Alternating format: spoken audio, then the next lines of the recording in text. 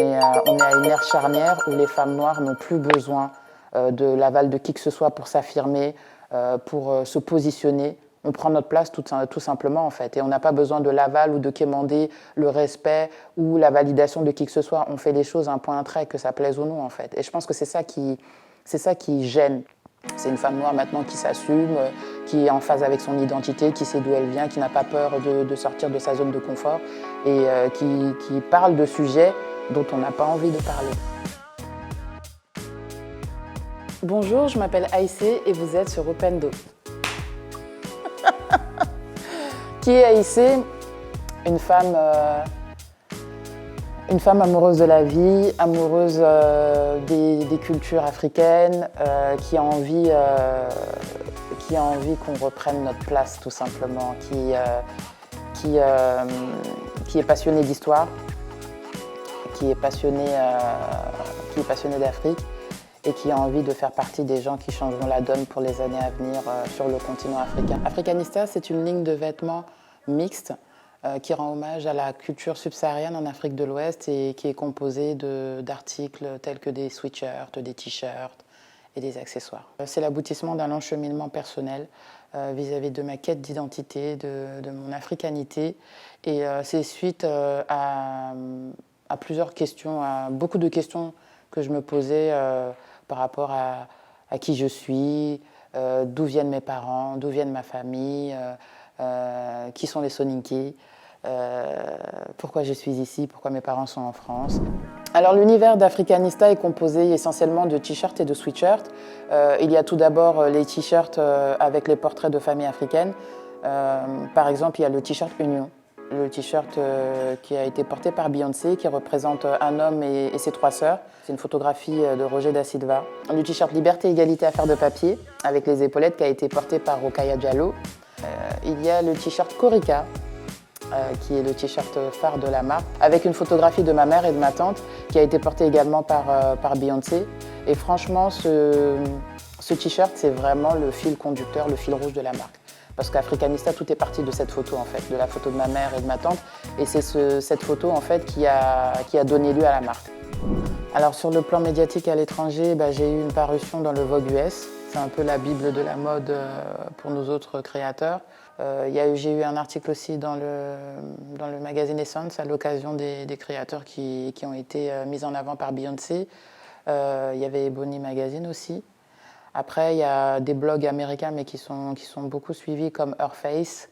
Donc moi aujourd'hui, j'ai eu quand même pas mal de parutions presse, que ce soit en France et à l'étranger. Mais voilà, à l'étranger, je trouve qu'il y a la valorisation est beaucoup plus grande. Les médias principaux qui ont parlé d'Africanista, c'est des médias afro. J'ai une double page dans le magazine Amina, mais la plupart on va dire les médias mainstream qui ont parlé sur Africanista, c'est principalement des journalistes noirs qui ont écrit des articles, qui travaillent dans ces médias-là et qui ont fait des articles sur Africanista. Mais sinon, j'ai jamais eu de journalistes, de gros journalistes, on va dire, de blancs, qui m'ont contacté, surtout dans les magazines de mode, tels que Elle, tels que Grazia, Glamour, etc. On ne nous met pas assez en avant. Et Dieu sait que des femmes noires talentueuses, créatives, qui sont dans le milieu de la mode, il y en a. Quand il y a eu le buzz avec Beyoncé, par exemple, il y a moi, il y a eu Guerras Fatim, il y a eu Peul Vagabond, on est toutes les 3 des femmes afro-françaises, d'origine africaine, à avoir une visibilité, un buzz vis-à-vis de Beyoncé. Et aucun média, si ce n'est Marie-Claire, parce que voilà, il y a la journaliste qui a fait un article dessus, elle est noire. Mais sinon, personne ne parle de nous, en fait. En fait, dans l'échelle sociale en France, c'est divisé en plusieurs catégories. Il y a d'abord l'homme blanc, la femme blanche, l'homme noir et la femme noire. Et nous, aujourd'hui, en tant que femmes noires, on est marginalisés au sein de cette société. C'est-à-dire qu'on est mis sur le côté, on nous invisibilise, on nous déshumanise. Donc c'est peut-être pour ça aussi qu'on ne nous met pas souvent en avant ou qu'on ne nous met pas en avant. Quand on est issu de l'immigration, on veut absolument que des enfants d'immigrés, ou en tout cas que l'immigration en général, on soit dans l'assimilation. Et aujourd'hui, on n'est pas dans l'assimilation. On n'a pas à s'intégrer. On est français, un point, c'est tout. C'est juste que la France a un problème avec sa multiculturalité et qu'elle n'accepte pas la mixité sociale qui baigne dans ce pays. Donc nous, aujourd'hui, on s'affirme tel que nous sommes et on n'a pas peur de le dire, tout simplement. Ce que je souhaite pour Africanista dans les 5 ans à venir, c'est déjà d'avoir une boutique à Paris.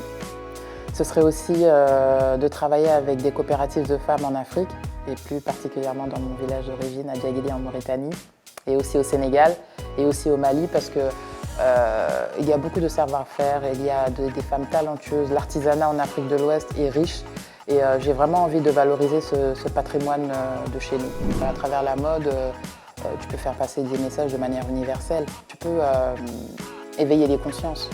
Moi, c'est ce que j'essaie de faire à travers Africanista, c'est de valoriser vraiment la culture subsaharienne en Afrique de l'Ouest, c'est montrer que voilà, il faut être fier de ses origines, qu'il ne faut pas avoir honte d'être issu de l'immigration, et qu'aujourd'hui, il y a une contextualisation sociale et économique qui fait que nous sommes là, et qu'il ne faut pas en avoir honte, et qu'il faut reprendre la narration à ce niveau-là. Et c'est aussi à travers Africanista montrer que les femmes, on est belles, les femmes noires, afrodescendantes, on est belles, on est puissantes, et on doit s'affirmer telles que nous sommes avec toutes les pièces de nos puzzles, à travers nos cheveux, à travers notre beauté, à travers notre physique, à travers notre intelligence, à travers nos cultures, à tous les attraits de beauté qui sont liés vis-à-vis de nos communautés, de nos origines, de nos cultures. Voilà, c'est toutes ces parcelles qui baignent autour d'Africanista et que j'ai envie de mettre en avant au sein de la marque. On est à une ère charnière où les femmes noires n'ont plus besoin de l'aval de qui que ce soit pour s'affirmer, pour se positionner. On prend notre place tout simplement en fait, et on n'a pas besoin de l'aval ou de quémander le respect ou la validation de qui que ce soit. On fait les choses un point un trait, que ça plaise ou non en fait. Et je pense que c'est ça qui gêne.